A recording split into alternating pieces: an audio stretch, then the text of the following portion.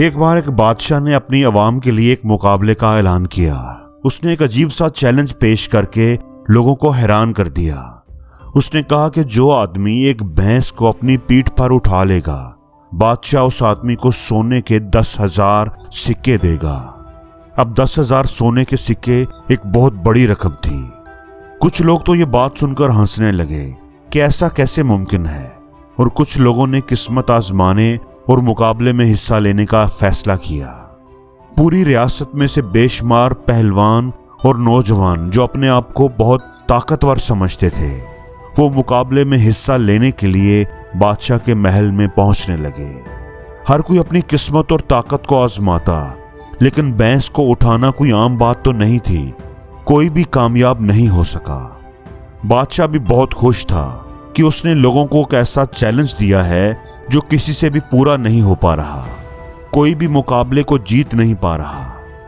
ایک دن ایک نوجوان لڑکا بادشاہ کے دربار میں آیا اور بولا، بادشاہ سلامت، میں آپ کے چیلنج کو قبول کرتا ہوں، لیکن مجھے اس کے لیے کچھ وقت چاہیے۔ میں ٹھیک 2 سال اور 11 مہینوں کے بعد بھینس کو اپنی پیٹھ پر اٹھا کر آپ کے دربار کا چکر لگاؤں گا۔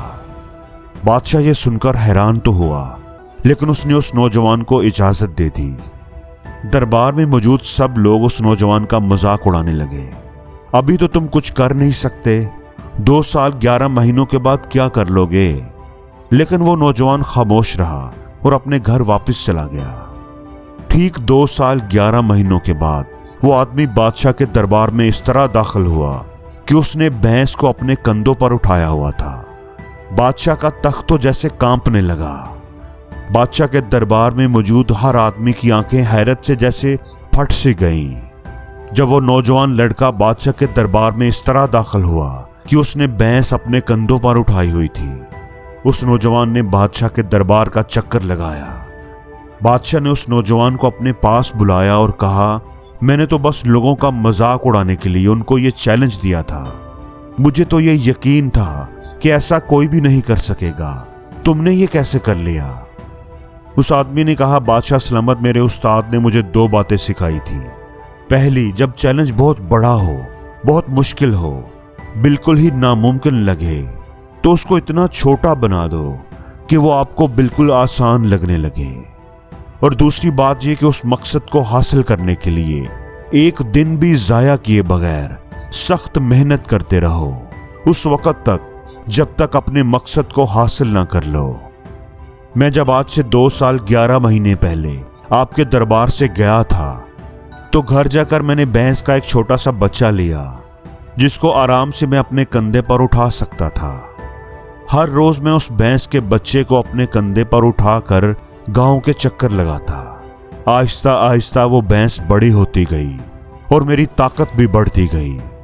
میرے دل میں اس بھینس کو اٹھانے کے خیال سے کوئی بھی ڈر نہیں آتا تھا، کیونکہ یہ بھینس میرے لیے آج بھی اس چھوٹے سے بچے کی طرح ہے۔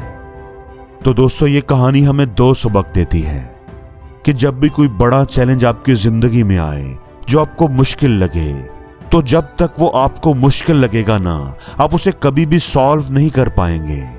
آپ اس کو ایسا بنائیں کہ وہ آپ کو آسان لگنے لگے، آپ کے دل میں اس کو کرنے میں کوئی ڈر، کوئی خوف نہ ہو، اور پھر اس کو کرنے کے لیے مستقل مزاجی سے ہر روز محنت کریں، ایک دن بھی ضائع نہ کریں۔